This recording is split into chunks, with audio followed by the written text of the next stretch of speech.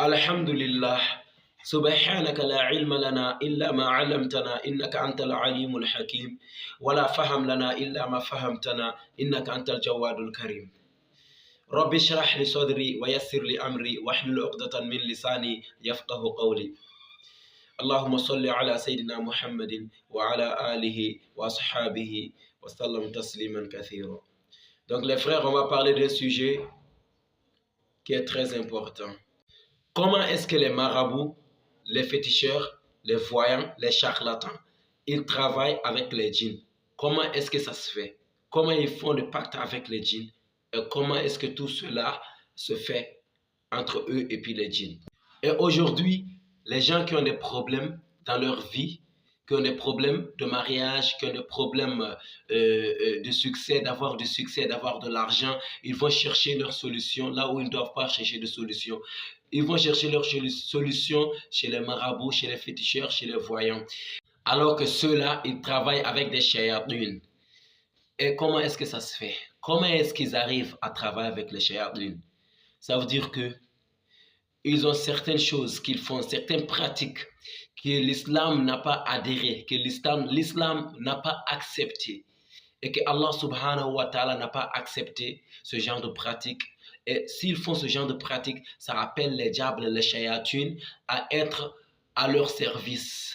Et si toi, par exemple, tu as un mal dans ta vie, ou bien toi qui veux le succès, tu vas chez eux pour aller chercher des solutions, et les diables avec lesquels ils travaillent, c'est ceux-là maintenant qui vont demander « fais telle chose pour nous ». Et là maintenant, si tu fais cette chose-là, par exemple, qu'est-ce qu'ils vont te dire? Ils vont te dire, un exemple, ils vont te dire, il faut égorger un poulet noir, un poulet rouge, un truc de ce genre, de couleur spécifique. Et quand ils te disent cela, maintenant toi, si tu as, par exemple, tu veux le succès, et quand tu verses ce sang-là pour eux, et là, ça les donne la force. Et si tu veux de l'argent, ils vont, machallah, aller prendre cet argent pour venir te donner. Et maintenant, qu'est-ce qu'ils vont prendre en échange? Et qu'est-ce qu'ils vont prendre? Ils vont prendre toi ta santé en échange. En échange de l'argent, ils vont prendre ta santé. Ça veut dire qu'ils n'ont pas le pouvoir de te donner, mais ils ont le pouvoir d'échanger. Ils prennent dans ta poche gauche et ils le mettent dans ta poche droite. Et comme ça, lui, le diable lui donne la force. Et le diable lui amène la clientèle, lui amène les gens pour les égarer.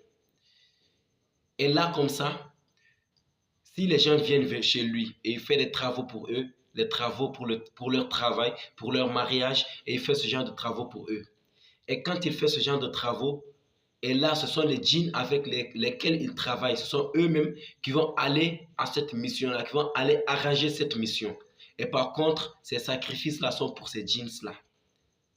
Et maintenant, plus il fait ce travail, plus les djinns maintenant, ils ont plus de force, plus de puissance, plus de pouvoir, plus de capacité.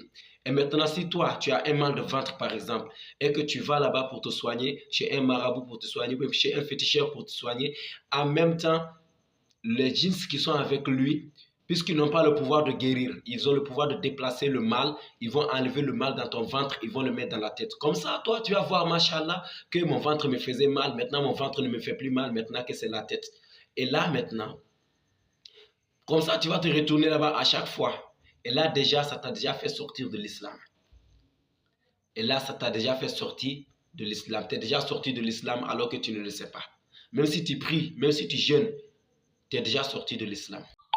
وأنه كان رجال من الإنس يعوذون برجال من الجن فزادهم رهقا.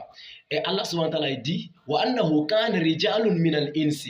Il y a des hommes min al-insi parmi les humains ya'uduna qui cherchaient protection birijalin min al-jinni auprès des hommes parmi les djinns fazaduhum rahaqa. Et cela n'a fait qu'augmenter leur détresse, cela n'a fait qu'augmenter leur malheur, cela n'a fait qu'augmenter, accroître leur détresse. Est-ce que vous voyez? Parce que les djinns, avant, ils avaient peur des êtres humains. Ils avaient peur des êtres humains.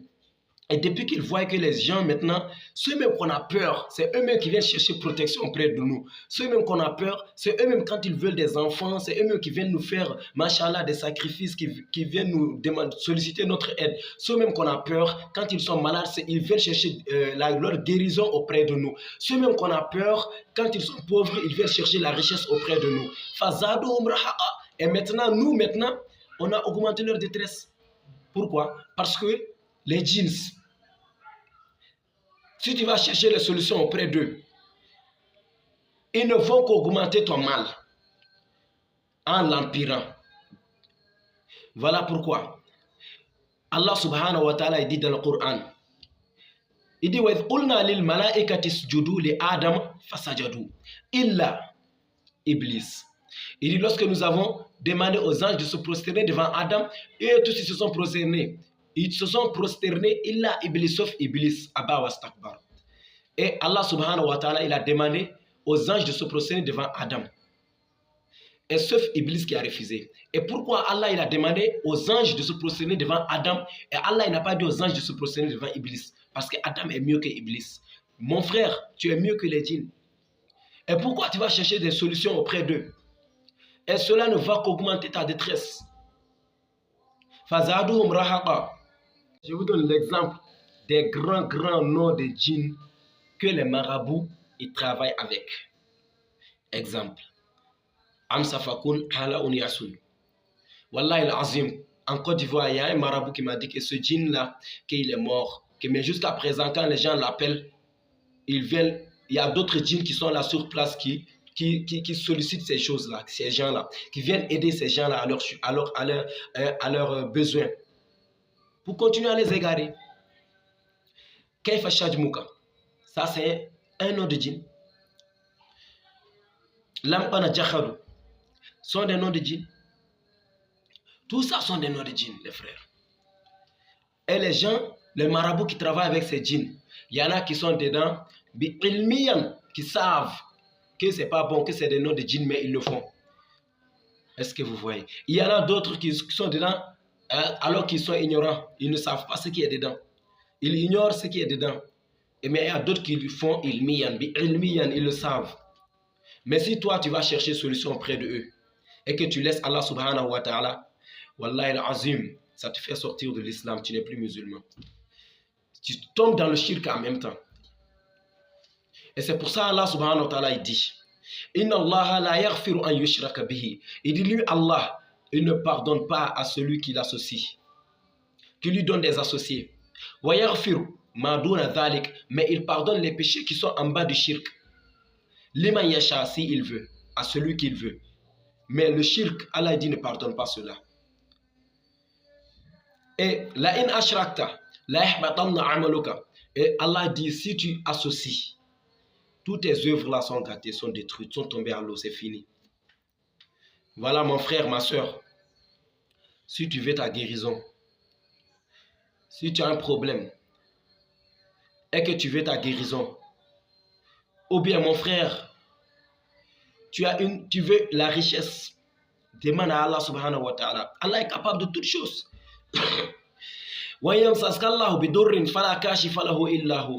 Et si Allah te veut du mal, personne ne peut repousser ce mal-là, personne ne peut t'épargner de ce mal-là, sauf lui Allah. Et s'il te veut du bien, personne ne peut empêcher ce bien-là. Et enfin, il n'y a pas un moyen de raccourci pour pouvoir être plus noble, ou bien pour pouvoir avoir la richesse, ou bien pour pouvoir être quoi que ce soit, que dans la piété.